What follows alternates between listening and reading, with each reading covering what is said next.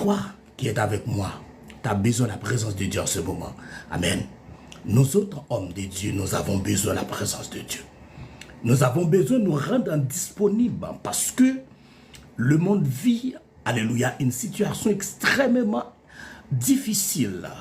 C'est un temps difficile à ce moment. Un temps d'hypocrisie. Un temps d'hypocrisie dans le monde. Amen.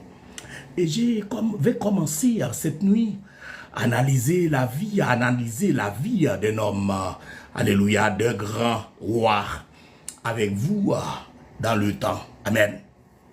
Du temps de Babylone, il existait un grand roi, un grand homme. Amen. Mais juste avant, j'ai commencé à analyser la vie de cet homme avec vous, de ce grand roi. Celui qui se considérait comme un grand chef, comme un tout-puissant dans le monde, mais on peut dire qu'il était grand vraiment. Parce que son règne s'étendait sur 27 provinces. Amen. À Babylone, c'est Nebuchadnezzar. Mais juste avant d'analyser un petit peu, parce que ce soir, je voudrais causer avec vous autour des hommes puissants. Amen, dans ce monde. Amen. Parce que le problème des hommes puissants dans ce monde, c'est qu'ils ignorent. Ils ignorent.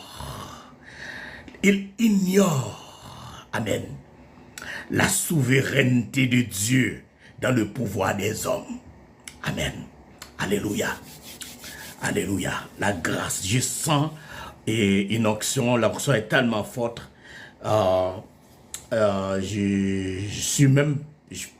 Je n'arrive pas encore à me connecter avec et à passer à la réflexion que j'ai pour vous ce soir, mais je voudrais attirer votre attention sur Nebuchadnezzar.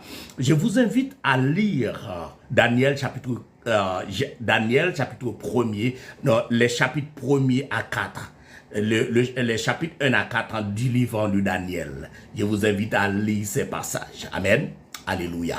C'est quand vous aurez temps, je vous invite à lire ces passages.